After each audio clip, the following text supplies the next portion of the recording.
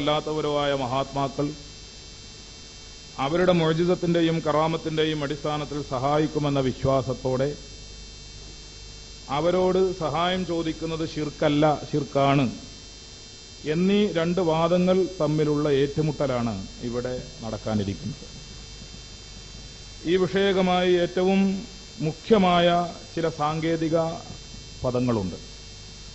തൗഹീദ്, ശിർക്ക്, ഇബാദത്ത്, ഇസ്തിഗാസ, ദുആ എന്നിങ്ങനെ പലപ്പോഴും ചർച്ച ചെയ്യപ്പെടുന്നതും വിശദീകരിക്കപ്പെടുന്നതുമായ സാങ്കേതികമായ ചില പ്രയോഗങ്ങൾ. ഈ പ്രയോഗങ്ങളുടെ തനതായ അർത്ഥത്തിന്റെ വിശദീകരണത്തിലും കണ്ടെത്തലുകളിലും സംഭവിച്ച അഭിപ്രായ വ്യത്യാസങ്ങളാണ് വാസ്തവത്തിൽ അടിസ്ഥാനപരമായി ഈ തർക്കത്തിലുള്ളത് എന്ന് ഞങ്ങൾ മനസ്സിലാക്കുന്നു. ഏറ്റവും പ്രധാനമായി ഇസ്ലാമിന്റെ തൗഹീദ് അതെന്താണെന്ന് വേണ്ടതുപോലെ മനസ്സിലാക്കാൻ കഴിയാത്തതിന്റെ പേരിൽ തൗഹീദിൽ തന്നെ അകപ്പെട്ട ചില വിഷയങ്ങളെ തൗഹീദിൽ നിന്ന് പുറന്തള്ളുകയും ഇസ്ലാമിന്റെ സാങ്കേതിക പ്രയോഗങ്ങളിൽ ഏറ്റവും പ്രധാനപ്പെട്ട ശിർക്ക് അത് താത്വികമായി എന്താണ് എന്ന് മനസ്സിലാക്കാൻ കഴിയാത്തതിന്റെ പേരിൽ ശിർക്കല്ലാത്ത പലതും ശിർക്കിന്റെ വരുതിയിലേക്ക് കെട്ടിക്കൂട്ടി എടുക്കുകയും ചെയ്യുന്ന വളരെ അപകടകരവും അതേസമയം നിരാശാജനകവുമായ ഒരു പ്രവർത്തന ശൈലി ഇവിടെ കണ്ടുവരുന്നുണ്ട്. അതുകൊണ്ട് എന്താണ് തൗഹീദെന്നും എന്താണ് ശിർക്കെന്നും അതുമായി ബന്ധപ്പെട്ട ഇസ്തിഗാസയും ദുആഉം തുടങ്ങിയുള്ള പദപ്രയോഗങ്ങൾ കൊണ്ട് ഇസ്ലാം എന്താണ് അർത്ഥമാക്കുന്നതെന്നും വ്യക്തമായി വിവരിക്കപ്പെടുകയും ചർച്ച ചെയ്യപ്പെടുകയും വേണമെന്ന് ഞങ്ങൾ മനസ്സിലാക്കുന്നു. ഇസ്ലാമിന്റെ സാങ്കേതിക പ്രയോഗങ്ങളിൽ ഏറ്റവും പ്രധാനപ്പെട്ട തൗഹീദിനെ സംബന്ധിച്ച് പണ്ഡിതന്മാർ എല്ലാവരും നിർവചനങ്ങൾ പറഞ്ഞിട്ടുണ്ട്. പല പണ്ഡിതന്മാരും ആ നിർവചനങ്ങളൊക്കെ അക്ഷരങ്ങളിലും പദങ്ങളിലും വേറിട്ട് നിൽക്കുന്നത് കാണാമെങ്കിലും താത്വികമായ അർത്ഥത്തിൽ അവയൊക്കെ ഒന്നാണെന്ന് മനസ്സിലാക്കാൻ പറ്റും. ഏറ്റവും പ്രധാനമായി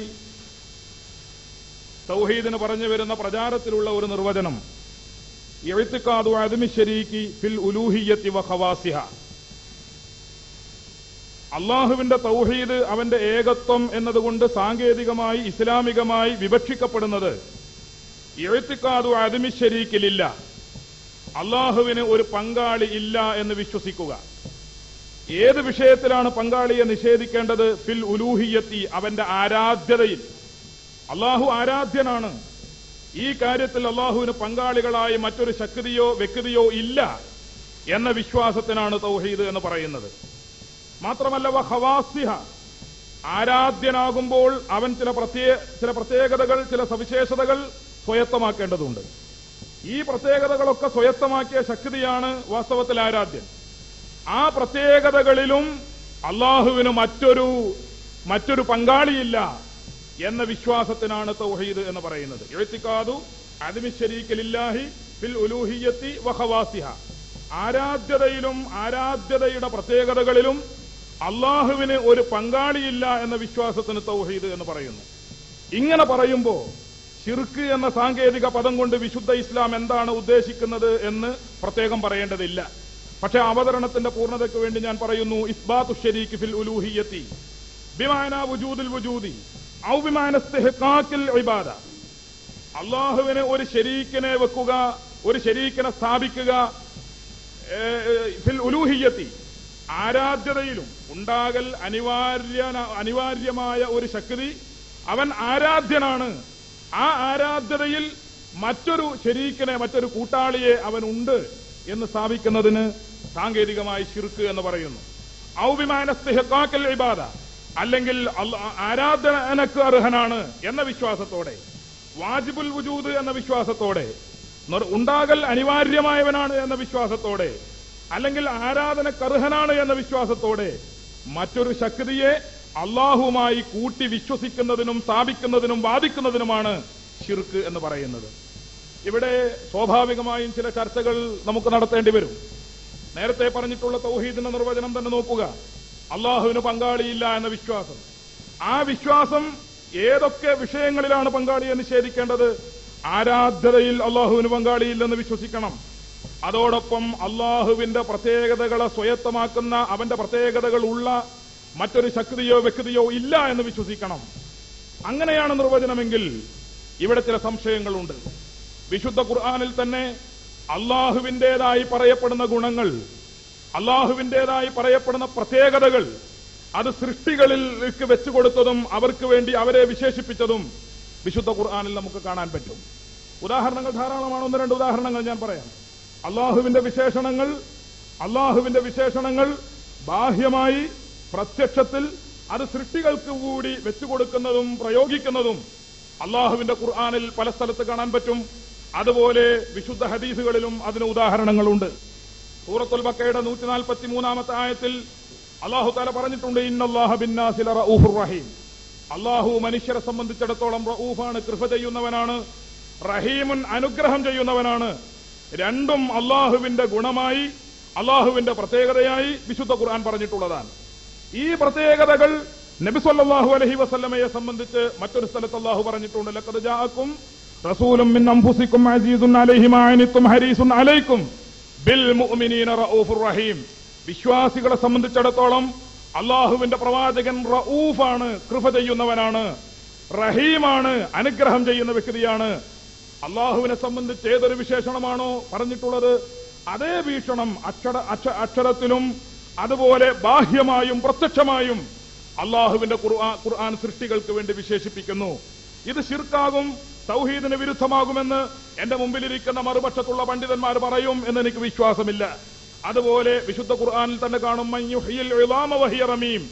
ആരാണ് ജീവ് കൊടുക്കുന്നവൻ? ജഡവസ്തുക്കൾക്ക് ജഡപരമായ സ്വഭാവമുള്ള വസ്തുക്കൾക്ക് ജീവ് കൊടുക്കുന്നവൻ ആരാണ് എന്ന് വിശുദ്ധ ഖുർആൻ ചോദിച്ചിട്ട് ആ വിശുദ്ധ ഖുർആൻ അതിന് മറുപടി പറയുന്നു, ഖുൽ യുഹീഹല്ലദീ അൻശഅഹാ അവ്വല മറ. അപ്പോൾ ജീവ് കൊടുക്കുന്നവൻ, ഹയാത്ത് കൊടുക്കുന്നവൻ അല്ലാഹുവാണ് എന്ന് വിശുദ്ധ ഖുർആനിൽ സൂറത്തു യാസീൻ 79-ാമത്തെ വാക്യത്തിൽ അല്ലാഹു തആല പറയുന്നു. അതുപോലെ വൈദാ മരിൽതു ഫഹുവ യശ്ഫീൻ. രോഗം വന്നാൽ ശിഫയാക്കുന്ന ഷാഫി ആരാണ്? അല്ലാഹുവാണെന്ന് ഖുർആൻ പറയുന്നു. ആലിമുൽ ഗൈബി വശഹാദത്തുൽ കബീറുൽ മുതആൽ. അദൃശ്യമറിയുന്നവനാരാണ്? അദൃശ്യം മാത്രമല്ല, ദൃശ്യമറിയുന്നവനാരാണ്? അല്ലാഹുവാണ് എന്ന് ഖുർആൻ പറയുന്നു. അദൃശ്യമാവട്ടെ ദൃശ്യമാവട്ടെ എല്ലാം അറിയുന്നവൻ അല്ലാഹുവാണ് എന്ന് വിശുദ്ധ ഖുർആൻ പറയുന്നു.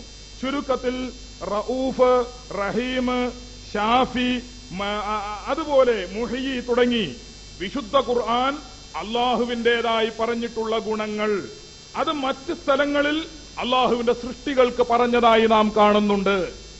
അതേസമയം തൗഹീദിന്റെ നിർവചനത്തിൽ പറയുന്നത് അള്ളാഹുവിന്റെ പ്രത്യേകതകൾ സൃഷ്ടികളിൽ ആരോപിക്കാൻ പാടില്ല എന്നാണ്. അള്ളാഹുവിന്റെ പ്രത്യേകതകൾ സൃഷ്ടികളിൽ ആരോപിക്കാൻ പാടില്ല എന്നാണ്. എങ്കിൽ അള്ളാഹുവിന്റെ പ്രത്യേകതകൾ, ഉലൂഹിയ്യത്തിന്റെ പ്രത്യേകതകൾ സൃഷ്ടികളിൽ ആരോപിക്കാൻ പാടില്ലെന്നും അങ്ങനെ ആരോപിക്കാതിരിക്കുന്നതിനാണ് തൗഹീദ് എന്ന് പറയുന്നതെന്നും നാം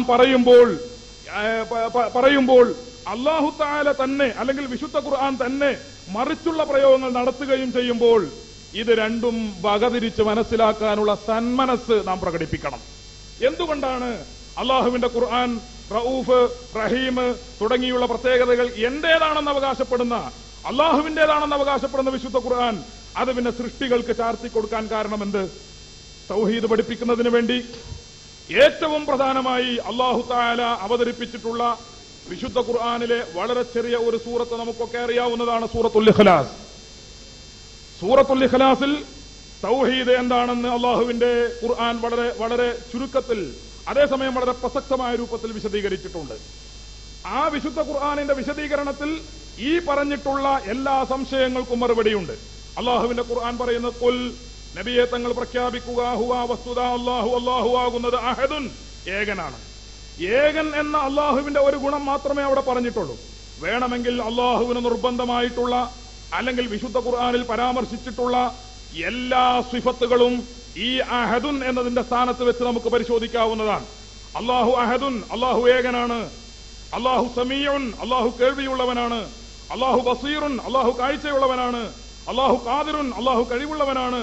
ഇങ്ങനെ തുടങ്ങിയ അള്ളാഹുവിന് പറയപ്പെടുന്നതും മുസ്ലിമീങ്ങൾ വിശ്വസിക്കുന്നതുമായ എല്ലാ ഗുണങ്ങളും ഈ അഹദുൻ എന്നതിന്റെ സ്ഥാനത്ത് നമുക്ക് വെച്ച് പരിശോധിച്ച് നോക്കാം. അങ്ങനെ പരിശോധിക്കുമ്പോൾ തൗഹീദിൽ വിശ്വസിക്കുന്ന ഒരു മുസ്ലിമിന്റെ മുമ്പിൽ ചില ചോദ്യങ്ങൾ വരുന്നുണ്ട്. എന്താണ് ചോദ്യം? അള്ളാഹു വിശുദ്ധ ഖുർആനിലൂടെ അവകാശപ്പെടുന്നത്, ഖുൽ, നബിയെ തങ്ങൾ പറയണം, ഹുവ വസ്തുത അല്ലാഹു ആകുന്നത് അഹദുൻ, ഏകനാണ്. എന്ന് പടച്ച റബ്ബ് പറയുമ്പോ